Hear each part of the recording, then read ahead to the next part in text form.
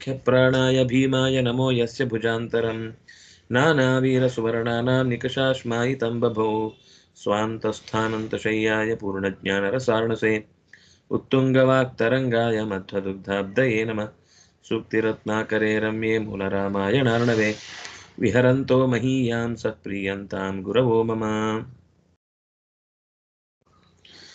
वाल्मीकिर्गौः पुनीयान्नः महीधरपदाश्रया यद्दुग्धमुपजीवन्ति कवयस्तरणका इव स्वस्त्यस्तु सतां हरिः ओम्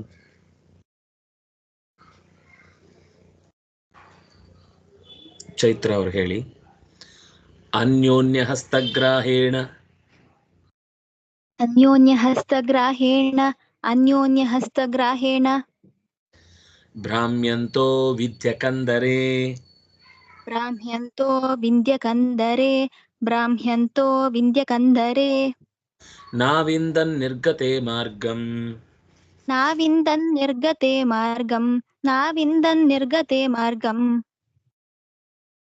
ತಮಸಾ ಯೋಜನಾಯತೆ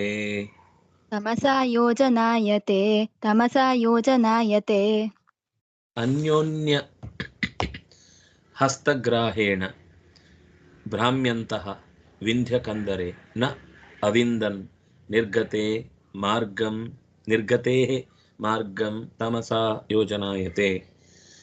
ಯೋಜನಾಯತ ಅಂದರೆ ಒಂದು ಯೋಜನದಷ್ಟು ವಿಸ್ತಾರವಾದ ಜಾಗದಲ್ಲಿ ವಿಂಧ್ಯಸ್ಯ ಕಂಧರ ಅಂದರೆ ಗುಹೆ, ವಿಂಧ್ಯದ ಕಂಧರದಲ್ಲಿ ಪರಸ್ಪರ ಒಬ್ರಿಗೊಬ್ರು ಕೈ ಹಿಡ್ಕೊಂಡು ಕತ್ತಲೆ ಏನು ಕಾಣಿಸ್ತಿಲ್ಲ ಅಂತಹ ಕತ್ತಲೆಯ ಜಾಗದಲ್ಲಿ ಸುತ್ತಾಡ್ತಾ ಇದ್ದಾರೆ.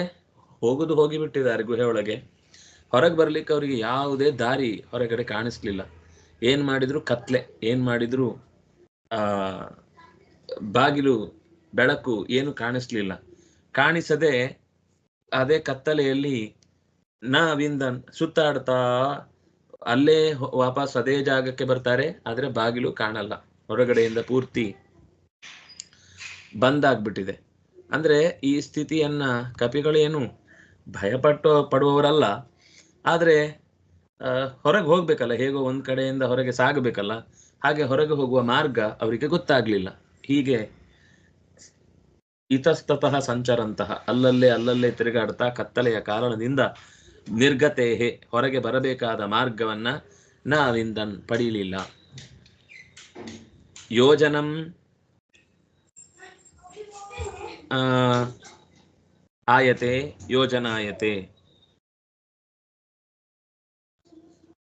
ಯೋಜನದಷ್ಟು ವಿಸ್ತೀರ್ಣ ಅಂತ. ಸಪ್ತಮಿ ಏಕವಚನ. ವಿಂಧ್ಯ ಅನ್ಯೋನ್ಯ ಹಸ್ತಗ್ರಾಹೇಣ, ಅನ್ಯೋನ್ಯಂ ಯಹ ಹಸ್ತಃ ಅನ್ಯೋನ್ಯ ಹಸ್ತಃ, ಅನ್ಯೋನ್ಯ ಹಸ್ತಸ್ಯ ಗ್ರಾಹಃ ಅನ್ಯೋನ್ಯ ಹಸ್ತಗ್ರಾಹಃ, ತೇನ ಅನ್ಯೋನ್ಯ ಹಸ್ತಗ್ರಾಹೇಣ. ಭ್ರಾಮ್ಯಂತಃ ಭ್ರಾಮ್ಯಂತೌ ಭ್ರಾಮ್ಯಂತಃ ಪ್ರಥಮ ಬಹು, ವಿಂಧ್ಯಕಂದರೆ ವಿಂಧ್ಯಸ್ಯ ಕಂಧರಃ ವಿಂಧ್ಯಕಂದರಃ ತಸ್ಮಿನ್ ವಿಂಧ್ಯಕಂದರೆ. ಕಂದರ ಅಂದ್ರೆ ಗುಹೆ ಅಂತ ಅರ್ಥ. ನ ಅವಿಂದನ್ ನಾವಿಂದನ್ ಸವರ್ಣ ದೀರ್ಘ, ನ ಅವ್ಯಯ. ಅವಿಂದನ್ ವಿದುಲಾಭೆ, ವಿದು ಧಾತುವಿನ ವಿದ ಸತ್ತಾಯಾಮ್ ವಿದಲಾಭೆ ವಿದ ವಿಚಾರಣೆ, ಈ ತರ ಒಟ್ಟು 4 ಮುಖದಲ್ಲಿ ಬಹಳ ಪ್ರಸಿದ್ಧವಾದ ಅರ್ಥ. ವಿದುಲು ಲಾಭೆ. ಲಂಗ್ ಪ್ರಥಮ ಬಹು, ನಿರ್ಗತೆ ಸಪ್ತಮಿ ಏಕ, ಮಾರ್ಗಂ ದ್ವಿತೀಯ ಏಕ, ತಮಸ ತೃತೀಯ ಏಕ, ಯೋಜನಾಯತೆ ಸಪ್ತಮಿ ಏಕ. ವಿಂಧ್ಯದ ಪರ್ವತದ ಗುಹೆಯ ಒಳಗೆ ಯೋಜನದಷ್ಟು ವಿಸ್ತಾರವಾದ ಜಾಗದಲ್ಲಿ ಪ್ರವೇಶ ಮಾಡುವಾಗ ಸಿಕ್ಕಿತು ಜಾಗ, ಪ್ರವೇಶದಿಂದ ಹೊರಗೆ ಬರಲಿಕ್ಕೆ ಅವರಿಗೆ ಜಾಗ ಸಿಗಲಿಲ್ಲ ಅಂತ ಹೇಳ್ತಾ ಇದ್ದಾರೆ.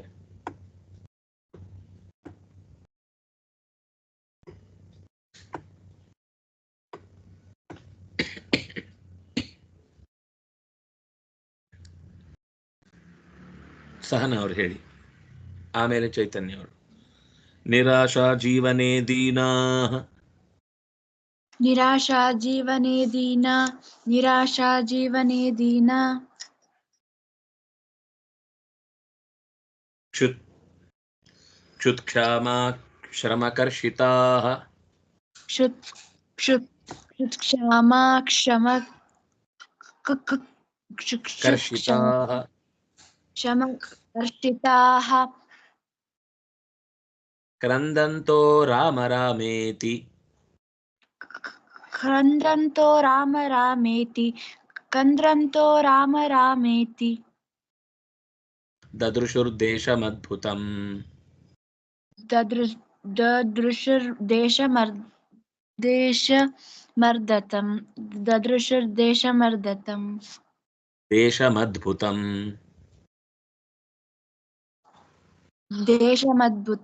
देशमद्भुतम् ನಿರಾಶಾ ಜೀವನೆ ಜೀನಾಃ ಕ್ಷುತ್ಕ್ಷಾಮಾಃ ಕ್ಷಮಕರ್ಷಿತಾಃ ರಾಮ ರಾಮೇತಿ ಕ್ರಂದಂತಹ ಅದ್ಭುತಂ ದೇಶಂ ದದೃಶುಃ.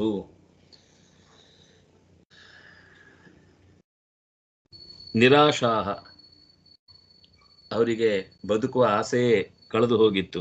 ಅಂದ್ರೆ ಜೀವನೇ ಬದುಕ್ತೇವೆ, ಯಾಕಂದ್ರೆ ಅನ್ನ ನೀರು ಸಿಗದೆ ಬಹಳ ಕಾಲ ಆಗಿತ್ತು. ಆ ದುಸ್ಥಿತಿಯಿಂದ ಅವರಿಗೆ ಹೇಗೆ ಹೊರಗೆ ಬರುವುದು ಅಂತ ಗೊತ್ತಾಗ್ತಾ ಇಲ್ಲ. ಜೀವನೇ ನಿರಾಶಾಹ, ಹಸಿವಿನಿಂದ ಕಂಗೆಟ್ಟಿದ್ದಾರೆ. ಜೀವನೇ ನಿರಾಶಾಹ ದೀನಾಹ ಕ್ಷುತ್ ಕ್ಷಮಾಹ ಕ್ಷುತ್ ಕ್ಷಾಮಾಹ ಶ್ರಮಕರ್ಷಿತಾಹ. ಕ್ಷಾಮ ಅಂದ್ರೆ ಬರಗಾಲ, ಹಸಿವಿನಿಂದ ಕಂಗೆಟ್ಟಿದ್ದಾರೆ. ಶ್ರಮೇಣ ಕರ್ಷಿತಾಹ, ರಾಮ ರಾಮ ಅಂತ ಕ್ರಂದಂತಹ ಬೊಬ್ಬೆ ಹಾಕ್ತಾ ಇದ್ದಾರೆ. ಆಗ ಅದ್ಭುತಂ ದೇಶಂ ದದೃಶುಹು, ಅದ್ಭುತವಾದ ಒಂದು ಪ್ರದೇಶವನ್ನ ಕಂಡ್ರು. ಅಂದ್ರೆ ರಾಮ ರಾಮ ಅಂತ ಅವರು ಕೂಗು ಹಾಕಿ ಹೋದಕ್ಕೂ ಎದುರುಗಡೆ ಒಂದು ಜೀವನದಲ್ಲಿ ಮರೀಚಿಕೆ ಅನ್ನುವ ಹಾಗೆ ಅಥವಾ ಮರುವಿನ ನಡುವೆ ಒಯಸಿಸ್ ನೀರಿನ ಬುಗ್ಗೆ ಅನ್ನುವ ಹಾಗೆ ಅವರಿಗೆ ಒಂದು ಆಶಾದಾಯಕವಾದಂತಹ ಪ್ರದೇಶ ಕಂಡಿತು. ಆಶಾ ಅಂದ್ರೆ ದಿಕ್ಕು, ನಿರಾಶಾ ಅಂದ್ರೆ ದಿಕ್ಕಿಲ್ಲದವರು ಅಂತ. ಜೀವನೇ ನಿರಾಶಾಹ, ಜೀವನದಲ್ಲಿ ಯಾವುದನ್ನ ನಾವು ಮತ್ತೆ ಪಡ್ಕೊಳ್ತೇವೋ ಇಲ್ವೋ ಏನೂ ಗೊತ್ತಿಲ್ಲದ ಒಂದು ರೀತಿ ತಡೆ ಹಾಕಿದ ಗೋಡೆ ಹಾಗೆ. ದೀನಾಹ, ಅತ್ಯಂತ ದುಸ್ಥಿತಿಯನ್ನ ಅನುಸರಿಸ್ತಾ ಇರುವವರು, ದುಸ್ಥಿತಿಗೆ ಬಿದ್ದವರು. ಕ್ಷುತ್ ಕ್ಷಾಮಾಹ, ಕ್ಷುತ್ ಅಂದ್ರೆ ಹಸಿವು, ಹಸಿವಿನಿಂದ ಕ್ಷುಧಾ ಕ್ಷಾಮಾಹ ಕ್ಷುತ್ ಕ್ಷಾಮಾಹ ಶ್ರಮೇಣ ಕರ್ಷಿತಾಹ ಶ್ರಮಕರ್ಷಿತಾಹ ರಾಮ ರಾಮ ಇತಿ ಕ್ರಂದಂತಹ, ರಾಮ ರಾಮ ಅಂತ ಕೂಗ್ತಾ ಇರುವಂಥವರು ನೋಡಿದ್ರು. ನಿರ್ಗತಾ ಆಶಾ ಏಭ್ಯಃ, ನಿರ್ಗತಾ ಆಶಾ ಏಭ್ಯಃ ನಿರಾಶಾಃ. ಜೀವನೆ ಸಪ್ತಮಿ ಏಕ, ಅದು ಪುಲ್ಲಿಂಗ ಪ್ರಥಮ ಬಹು. ದೀನಾಃ ಪುಲ್ಲಿಂಗ ಪ್ರಥಮ ಬಹು. ಕ್ಷುತ್ಕ್ಷಾಮಾಃ ಕ್ಷುಧಾ ಕ್ಷಾಮಾಃ ತೃತೀಯ ತತ್ಪುರುಷ ಸಮಾಸ, ಪ್ರಥಮ ವಿಭಕ್ತಿ ಬಹುವಚನ ಪುಲ್ಲಿಂಗ. ಶ್ರಮೇಣ ಕರ್ಷಿತಾಃ ಶ್ರಮಕರ್ಷಿತಾಃ ತೃತೀಯ ಪ್ರಥಮ ವಿಭಕ್ತಿ ಬಹುವಚನ. ಕ್ರಂದಂತಹ ಕ್ರಂದನ್ ಕ್ರಂದಂತೌ ಕ್ರಂದಂತಹ ಪ್ರಥಮ ವಿಭಕ್ತಿ ಬಹುವಚನ. ರಾಮ ರಾಮ ಸಂಬೋಧನ ಇತಿ ಅವ್ಯಯ. ದದೃಶುಹು ದೃಶಿರ್ ಪ್ರೇಕ್ಷಣೆ ಲಿಟ್ ಪ್ರಥಮ ಬಹು. ದೇಶಂ ದ್ವಿತೀಯ ಏಕ, ಅದ್ಭುತಂ ದ್ವಿತೀಯ ಏಕ. ಚೈತನ್ಯ ಅವರು ಕಾಂಚನ ಸ್ತ್ರೀಮವೇಕ್ಷ್ಯಾಥ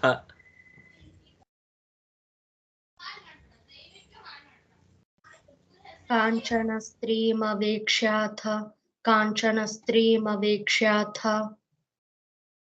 ಕಾಂಚನ ಶ್ರೀಮಯೇ ವನೇ ಕಾಂಚನ ಶ್ರೀಮಯೇ ವನೆ ಕಾಂಚನ ಶ್ರೀಮಯೇ ವನೆ ಮುದಾ ಹನುಮಾನ್ ವಚನಂ ಮುದಾ ಹನುಮಾನ್ ವಚನಂ ಮುದಾ ಹನುಮಾನ್ ವಚನಂ ಉದಾಹರದ ವಿಕ್ಲಮ ಉದಾಹರದ ವಿಕ್ಲಮ ಉದಾಹರದ ವಿಕ್ಲಮ ಉದಾಹರದ ವಿಕ್ಲಮ ಉದಾಹರದ ವಿಕ್ಲಮ ಅವಿಕ್ಲಮ ವಿಕ್ಲಮ ಅಂದ್ರೆ ಸುಸ್ತು, ದುಃಖ, ಕಿರಿಕಿರಿ, ಒದ್ದಾಟ. ಹನುಮಂತನಿಗೆ ಅದ್ಯಾವುದೂ ಇಲ್ಲ, ಅವನು ಅವಿಕ್ಲಮ. ಅವನಿಗೆ ವಿಶ್ರಾಂತಿಯೇ ಬೇಡ. ಅವನು ಯಾವಾಗಲೂ ಅತ್ಯಂತ ಆನಂದದಿಂದ ಪ್ರತಿಯೊಂದು ಕ್ಷಣವನ್ನು ಕೂಡ ಅನುಭವಿಸ್ತಾ ಇರುವನು. ಅವಿಕ್ಲಮಃ ಶ್ರೀಮಾನ್, ಯಾವುದೇ ವಿಶ್ರಾಂತಿಯ ಅಗತ್ಯ ಇಲ್ಲದ, ಶ್ರಮವೇ ಆಗದೆ ಇರುವ ಹನುಮಾನ್,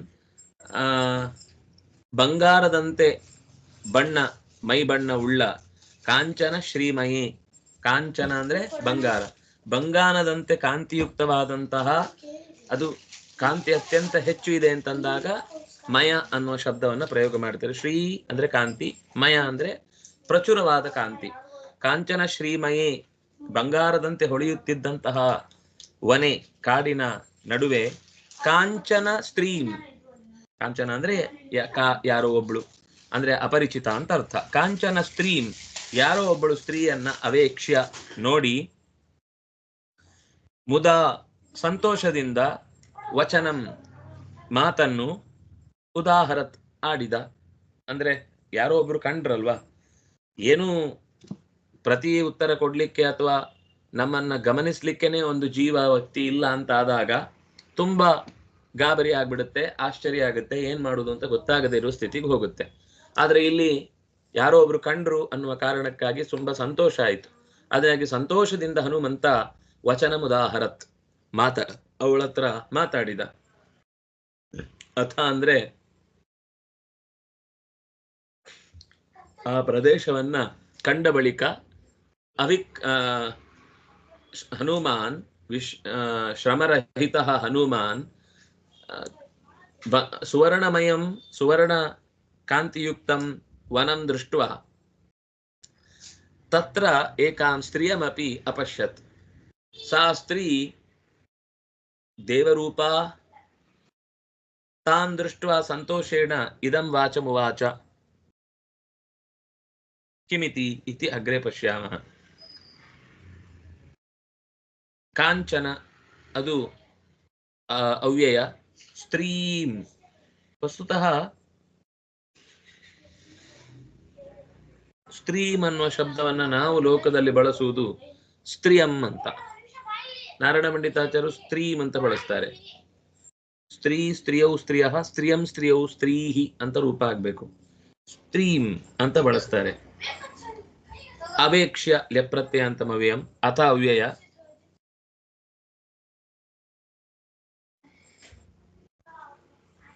ಕಾಂಚನಶ್ಯ ಶ್ರೀಹಿ ಕಾಂಚನ ಶ್ರೀಹಿ, ಕಾಂಚನ ಶ್ರೀಹಿ ಪ್ರಚುರಂ ಯಥಾ ತಥಾ ಕಾಂಚನ ಶ್ರೀಮಯಂ. ಕಾಂಚನ ಶ್ರೀಮಯಿ ಸಪ್ತಮಿಯದು, ವನೆ ಸಪ್ತಮಿಯದು, ಅಥ ಅವ್ಯಯ ಹಿಂದೆ. ಮುದಾ ಮುತ್ ಅನ್ನುವ ಶಬ್ದದ ತೃತೀಯ ಭಕ್ತಿ ಏಕವಚನ ಮುದಾ, ಮುತ್ ಮುದೌ ಮುದಃ, ಮುದಂ ಮುದೌ ಮುದಃ ಮುದಾ. ಹನುಮಾನ್ ಪುಲ್ಲಿಂಗ ಪ್ರಥಮ ಏಕ, ವಚನಂ ದ್ವಿತೀಯ ಏಕ ನಪುಂಸಕಲಿಂಗ.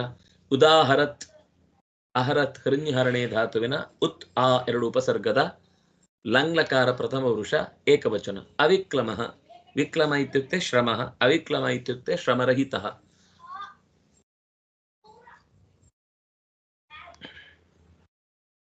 ಅರ್ಚನವರು ಕಾತ್ವಂ ಕಂಜಪಲಾಶಾಕ್ಷಿ, ಕಾತ್ವಂ ಕಂಜಪಲಾಶಾಕ್ಷಿ, ಕಾತ್ವಂ ಕಂಜಪಲಾಶಾಕ್ಷಿ. ತಪಸಾ ಜಿತತಾಪಸಾ, ತಪಸಾ ಜಿತತಾಪಸಾ, ತಪಸಾ ಜಿತತಾಪಸಾ. ಕಸ್ಯೇದಂ ಕಾಂಚನಮಯಂ, ಕಸ್ಯೇದಂ ಕಾಂಚನಮಯಂ, ಕಸ್ಯೇದಂ ಕಾಂಚನಮಯಂ. ಸರೋ ವನಗುಹಾದಿಕಂ, ಸರೋ ವನಗುಹಾದಿಕಂ, ಸರೋ ವನಗುಹಾದಿಕಂ. ಕಂಜಪಲಾಶಾಕ್ಷಿ ಕಾತ್ವಂ ತ್ವಂ ತಪಸಾ ಜಿತತಾಪಸಾ ಅಸಿ. ಇದಂ ಕಾಂಚನಮಯಂ ಸರೋವನ ಗುಹಾದಿಕಂ ಕಸ್ಯ ಇತಿ ಪ್ರಶ್ನದ್ವಯಂ ಪೃಚ್ಛತಿ. ಪ್ರಥಮಂ ಪೃಚ್ಛತಿ ಪದ್ಮದಳನಯನೆ ಕಾತ್ವಂ ಕಂಜಪಲಾಶಾಕ್ಷಿ. ಕಂಜ ಅಂದ್ರೆ ಕಮಲ, ಕಮಲದ ದಳದಂತೆ ಅಗಲವಾದ ಕಂಗಳಿಂದ ಕೂಡಿದವಳು. ಕಂಜಪಲಾಶಾಕ್ಷಿ, ಕಮಲದ ದಳದಂತೆ ಅತ್ಯಂತ ಸುಂದರವಾದ ಕಂಗಳಿಂದ ಕೂಡಿದವಳೆ, ಪತ್ರದಂತೆ ವಿಸ್ತಾರವಾದ ಕಣ್ಣಿನಿಂದ ಕೂಡಿದವಳೆ. ಅದು ಸಂಬೋಧನೆ. ತಪಸಾಜಿತ ತಾಪಸ, ನೀನು ತಪಸ್ವಿನಿ ಹಾಗೆ ಕಾಣ್ತಾ ಇದ್ದಿ. ಎಲ್ಲ ತಾಪಸಿಗರನ್ನು ಕೂಡ ನೀನು ಮೀರಿದವಳು. ಕಾತ್ವಂ, ಯಾರು ನೀನು? ಕಸ್ಯ ಇದಂ, ಯಾರಿಗೆ ಸಂಬಂಧಪಟ್ಟದ್ದಿದು? ಸರೋವನ ಗುಹಾದಿಕಂ, ಸರಸ್ ಅಂದ್ರೆ ಈ ಕೊಳ, ಒಳಗೆ ಕೊಳ ಇದೆ. ಈ ಗುಹೆ ಒಳಗೊಂದು ಕೊಳ. ಗುಹ ವನ, ಅದರ ಸುತ್ತ ಕಾಡಿದೆ. ಜೊತೆಗೆ ಆ ಇಡೀ ಪ್ರದೇಶ ಗುಹೆಯೇ ಎಲ್ಲ ಬಂಗಾರಮಯ. ಇಂಥದ್ದೇ ಒಂದು ಜಾಗಕ್ಕೆ ನಾವೊಮ್ಮೆ ಹೋಗಿದ್ವಿ.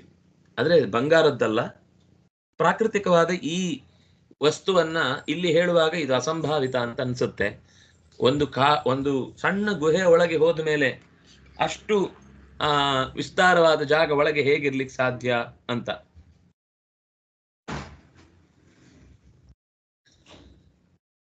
ಮುಖ್ಯವಾಗಿ ನಾವು ನೋಡಿದ ಪ್ರಸಂಗ ನಿಮ್ಗೆ ನೆನಪು ಮಾಡ್ತೇನೆ. ಇವತ್ತಿಗೂ ಇದು ನೀವು ಹೋಗಿ ಬರ್ಬೋದು. ನೆಲ್ಲಿ ತೀರ್ಥ ಅಂತ ಒಂದು ಜಾಗ ಇದೆ ಮಂಗಳೂರಿನ ಹತ್ರ. ಅಲ್ಲಿ ಮಂಗಳೂರಿನ ಮುಖ್ಯ ಜಾಗದಿಂದ ಹೋಗ್ಲಿಕ್ಕೆ ಒಂದು 3-4 ಕಿಲೋಮೀಟರ್ 5 ಕಿಲೋಮೀಟರ್ ಪೇಟೆ ಒಳಗೇನೆ ಒಂದು ಜಾಗದಿಲ್ಲ. ಆದ್ರೆ ಪೇಟೆಗಿಂತ ಚೂರು ಹೊರಗೆ ಅನ್ಸುತ್ತೆ ಆ ಜಾಗಕ್ಕೆ ಹೋದ್ಮೇಲೆ. ಆ ಜಾಗಕ್ಕೆ ಹೋದ್ರೆ ಅಲ್ಲಿ ಒಂದು ರುದ್ರದೇವರ ಗುಡಿ ಇದೆ. ಅಲ್ಲಿಗೆ ಪ್ರದಕ್ಷಿಣೆ ಹಾಕೊಂಡು ಬಂದ್ರೆ ಅವರು ಅದನ್ನು ಹೋಗ್ಲಿಕ್ಕೆ ಒಂದು ಸಮಯ ವ್ಯವಸ್ಥೆ ಮಾಡಿರ್ತಾರೆ. ಅದು ರಾತ್ರಿ ಎಲ್ಲ ಹೋಗ್ಲಿಕ್ಕಾಗಲ್ಲ, ಹಗಲು ಮಾತ್ರ ಹೋಗ್ಬೇಕು, ತೆವಳಿಕೊಂಡು ಹೋಗ್ಬೇಕು. ನಾವು ಹೋಗಿದ್ವಿ, ನಾವು ನಮ್ಮ ಶಿಬಿರದ ಹುಡುಗರೆಲ್ಲ ಸೇರ್ಕೊಂಡು ಒಂದ್ಸರ್ತಿ ಹೋಗಿದ್ವಿ, ನೋಡಿ ಬರ್ಬೇಕು ಅದು ಹೇಗಿದೆ ಅಂತ. ಒಳಕ್ಕೆ ಹೋಗ್ಲಿಕ್ಕೆ ಸುಮಾರು ಒಂದು 100 ಮೀಟರ್ನಷ್ಟು ಒಳಗೆ ತೆವಳ್ಕೊಂಡು ಹೋಗ್ಬೇಕು. ಅಂದ್ರೆ ನಮ್ಮ ಹತ್ರ ನೀರಿರುತ್ತೆ, ಅಂದ್ರೆ ಅದು ನೀರು ಒಳಗಿನಿಂದ ಒಂದು ನದಿಯ ಭಾಗ ಹರಿತಾ ಇರುತ್ತೆ. ಅಕಸ್ಮಾತ್ ನಾವು ಏನಾದ್ರೂ ಗಡಿಬಿಡಿ ಮಾಡಿ ಏನಾದ್ರೂ ಏಳ್ಲಿಕ್ಕೆ ಪ್ರಯತ್ನ ಮಾಡಿದ್ರೆ ಮೇಲಿನಿಂದ ಕಲ್ಲುಗಳೆಲ್ಲ ಇರ್ತವೆ, ಅದು ಬೆನ್ನು ಸೀಳಿ ಹೋಗ್ಬಿಡುತ್ತೆ. ಅಂದ್ರೆ ಅದು ಸಹಜವಾಗಿದೆ ಪ್ರಾಕೃತಿಕವಾಗಿ. ನಮ್ಗೆ ಅದನ್ನ ಅರ್ಥ ಮಾಡ್ಕೊಳ್ಳೋ ಕಷ್ಟ. ಅಲ್ಲಿ ಮೈಲಿಗೆಯಲ್ಲಿ ಹೋಗ್ಲಿಕ್ಕಾಗಲ್ಲ. ಸ್ವಲ್ಪ ಹೊರಗೆ ಹೋಗುವಾಗ್ಲೇ ಸ್ನಾನ ಮಾಡಿಕೊಂಡೆ ಶಲ್ಯ ಪಂಚೆ ಉಟ್ಕೊಂಡು ಒಳಗೆ ಹೋಗ್ಬೇಕು. ಹೆಣ್ಮಕ್ಳ ಹೋಗುವಾಗ್ಲೂ ಅಲ್ಲಿ ಸ್ನಾನದ ನೀರಿನ ವ್ಯವಸ್ಥೆ ಇರುತ್ತೆ, ಆ ನೀರು ಹಾಕೊಂಡು ಹೋಗ್ಬೇಕು ಒಳಗೆ. ಹೋಗುವಾಗ ಒಳಗೆ ಅಷ್ಟು ದೂರಕ್ಕೆ ಹೋದ್ಮೇಲೆ ಹೋಗ್ತಾ ಹೋಗ್ತಾ ಹೋಗ್ತಾ ಹೋಗ್ತಾ ಒಂದು 10 ಮೀಟರ್, ಒಂದು 20 ಮೀಟರ್ನಷ್ಟು ಸ್ವಲ್ಪ ಕಷ್ಟಪಟ್ಕೊಂಡು ಹೋಗ್ಬೇಕು. ಆ ಕಡೆ ಈ ಕಡೆ ಏನೇನೋ ಚೇಳುಗಳೆಲ್ಲ ಏನೇನೋ ಹರಿತಾ ಇರುತ್ತೆ, ಅದು ನಮ್ಗೆ ಏನು ಮಾಡಲ್ಲ, ಅದ್ರ ಪಾಡಿಗೆ. ಆ ಪಕ್ಕದಲ್ಲೇ ಎಷ್ಟೋ ಕೆಲವರಿಗೆ ಸಣ್ಣ ಹಾವುಗಳು ಮರಿಗಳೆಲ್ಲ ಸಿಗುತ್ತೆ, ಅದ್ರ ಪಾಡಿಗೆ ಅದು ಹೋಗ್ತಾ ಇರುತ್ತೆ. ಅದನ್ನು ದಾಟ್ಕೊಂಡು ಹಾಗೆ ಮುಂದಕ್ಕೆ ಹೋದ್ರೆ ಆ ನೀರಿನಲ್ಲಿ ಎತ್ತರ ಎತ್ತರ ಎತ್ತರ ಆಗ್ತಾ ಬರುತ್ತೆ. ತಲೆನೂ ಕೂಡ ಎತ್ತಲಿಕ್ಕೆ ಆಗುವಷ್ಟು ಜಾಗ, ಕೂತ್ಕೊಂಡು ಹೋಗುವಷ್ಟು ಇರುತ್ತೆ. ಅವರೊಬ್ರು ದೀಪ ತಗೊಂಡ್ ಬರ್ತಾರೆ, ಕತ್ಲೆಯಿಂದ ಪ್ರಮಗತ್ತೆ, ಅಲ್ಲಿ ಒಳಗೆ ಲೈಟ್ ಗೀಟಿ ಅಂತದ್ದು ಇಲ್ಲ. ಇವರೇ ಒಂದು ದೊಡ್ಡ ದೊಂದಿಯನ್ನು ಹಿಡ್ಕೊಂಡಿರ್ತಾರೆ. ಸೀದಾ ಬಹಳ ದೂರದ ತನಕ ಹೋದ ಮೇಲೆ ಒಳಗೆ ಒಂದು ತಲೆ ಎತ್ತಿ ನಿಲ್ಲುವಷ್ಟು ಜಾಗ ಇದೆ. ಇನ್ನೂ ಸ್ವಲ್ಪ ಮುಂದಕ್ಕೆ ಹೋಗ್ಬೇಕು. ಮುಂದಕ್ಕೆ ಹೋದ್ರೆ ಒಂದು ವಿಸ್ತಾರವಾದ ಒಂದು 100 ಜನ ಕೂತ್ಕೊಳ್ಳಿಕ್ಕಾಗುವಷ್ಟು ವಿಶಾಲವಾದ ಜಾಗ ಇದೆ. ಮೇಲ್ಗಡೆ ಅದಕ್ಕೆ ನೆಲ್ಲಿ ತೀರ್ಥ ಅಂತ ಹೆಸರು ಬರ್ಲಿಕ್ಕೆ ಕಾರಣನೇ ಅಲ್ಲಿ ಒಂದೊಂದು ಹನಿ, ನೆಲ್ಲಿಯಷ್ಟು ದಪ್ಪದ ಗಾತ್ರದ ಹನಿಯ ಮೇಲಿಂದ ನೀರು ಬೀಳ್ತಾನೆ ಇರುತ್ತೆ. ವರ್ಷದ 24 ಗಂಟೆ 12 ತಿಂಗಳು ಕೂಡ ಅಲ್ಲಿ ಸ್ನಾನ ಮಾಡ್ತಾರೆ. ಒಟ್ಟು ಆ ಹನಿ ನೀರು ಬೀಳ್ತಾ ಇರುತ್ತೆ.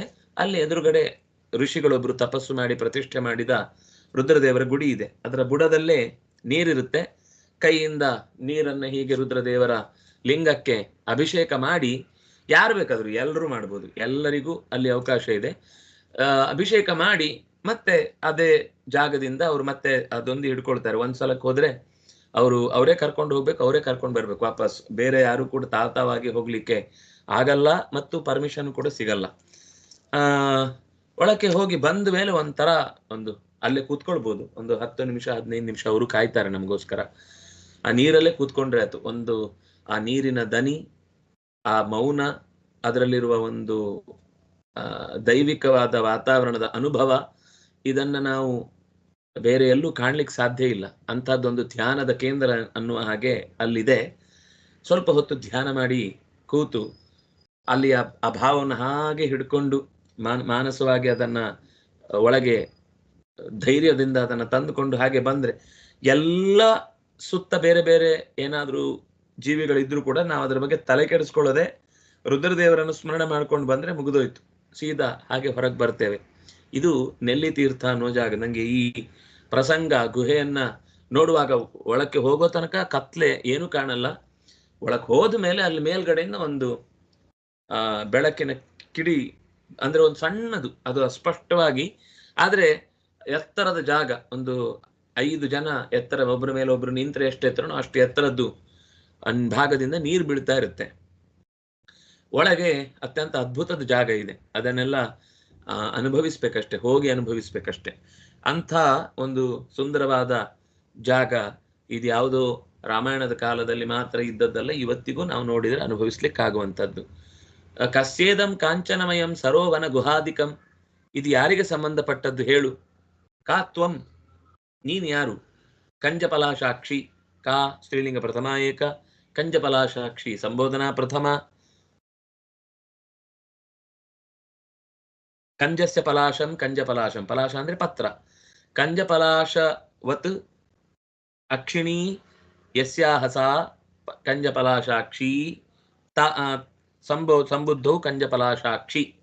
ತಪಸಾ ತೃತೀಯ ವಿಭಕ್ತಿ ಏಕವಚನ. ಜಿತಾಹ ತಾಪಸಾಹ ಯಯಾ ಸಾ ಜಿತ ತಾಪಸಾ. ಕಸ್ಯ ಇದಂ ಷಷ್ಠಿ ಏಕ, ಇದಂ ನಪುಂಸಕಲಿಂಗ ಪ್ರಥಮ ಏಕ, ಕಾಂಚನಮಯಂ ನಪುಂಸಕಲಿಂಗ ಪ್ರಥಮ ಏಕ, ಸರಹ ಸರಶ್ಚ ವನಂಚ